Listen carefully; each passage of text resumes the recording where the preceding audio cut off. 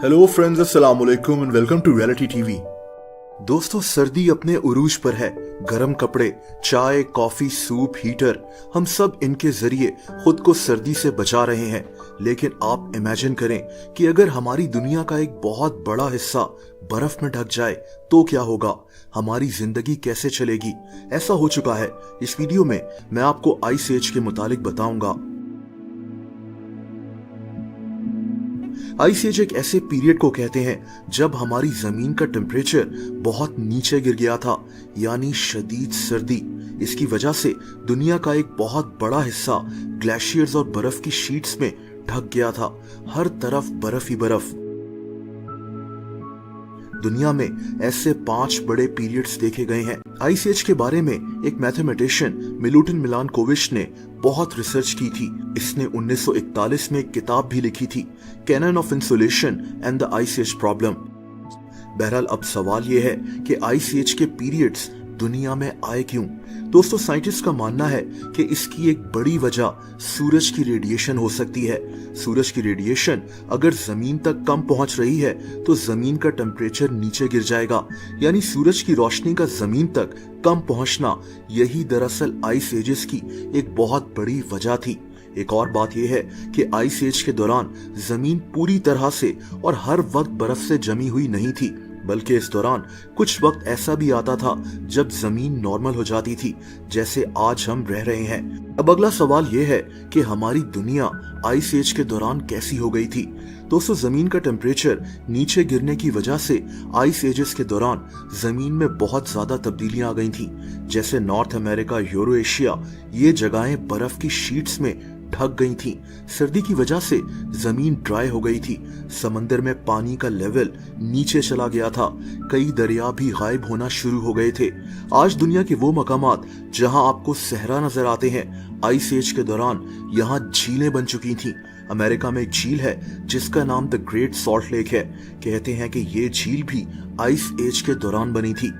दोस्तों, अब ऐसा नहीं है कि जमीन मुकम्मल तौर पर बर्फ में ढक गई थी, लेकिन जमीन का एक बहुत बड़ा हिस्सा बर्फ की लपेट में आ चुका था। खैर दोस्तों, अब सवाल यह है कि वो आइस एज जब इंसान भी इस दुनिया में मौजूद थे, तब हम इंसानों ने इतनी सर्दी में सरवाइव कैसे किया। अल्लाह ताला ने हम इंसानों को हर तरह के माहौल में सरवाइव करने की सलाहियत दी है। कहते हैं कि उस वक्त इंसान नट्स और बेरीज वगैरह खाकर गुजारा करते थे।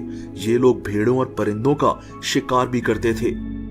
ये भी माना जाता है कि उस वक्त जो लोग अफ्रीका के हिस्से में रहते थे उनके लिए इतना मसला नहीं था, क्योंकि वहां आइस एज का इफेक्ट इतना नहीं था। लेकिन जो लोग बर्फ से ढके हुए इलाकों में रहते थे वो भी शदीद सर्दी में सरवाइव करना सीख चुके थे। लेकिन जमीन के कई हिस्से ऐसे थे जहां इंसान जाते ही नहीं थे।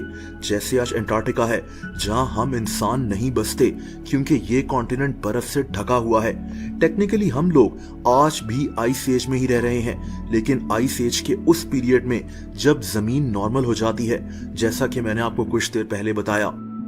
दोस्तों, आइस एज के दौरान ऐसे ऐसे जानवर भी एग्जिस्ट करते थे जिनके मुतालिक बहुत कम लोग जानते हैं, जैसा कि वूली मैमथ। ये एक हाथी की तरह का जानवर होता था जिसकी खाल ऐसी होती थी कि इतने सर्द टेम्परेचर में भी इसका गुजारा करना बहुत आसान था। आइस एज में सरवाइव करने वाले इंसानों को भी इस जानवर से बहुत फायदा होता था। इस जानवर की खाल, इसका गोश्त, इसकी हड्डियां तक इंसानों के लिए बहुत काम आती थी। एक और जानवर आयरिश एल्क नाम का था, एक काफी बड़ा हिरन। ये हिरन आयरलैंड और रशिया के हिस्सों में रहते थे।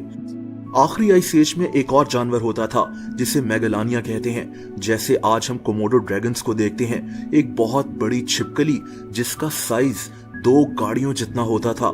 ये छिपकलियां ऑस्ट्रेलिया के हिस्से में रहती थीं, जहां आइस एज का इफेक्ट इतना नहीं था। दोस्तों, अब आखिरी सवाल यह है कि क्या हम फिर से आइस एज के उस हिस्से में जा सकते हैं जहां हमारी दुनिया का बड़ा हिस्सा बर्फ में ढक जाए। इसके चांसेस बहुत कम है। अगर सूरज से निकलने वाली रेडिएशन में थोड़ी सी कमी भी आ जाए, जितनी पहले आइस एज के दौरान आई थी, तो भी आज ग्लोबल वार्मिंग की वजह से नए आइस एज के आने के चांसेस बहुत कम है। दोस्तों, अगर आप मुझे इंस्टाग्राम पर भी फॉलो करना चाहें तो उसका लिंक नीचे मौजूद है।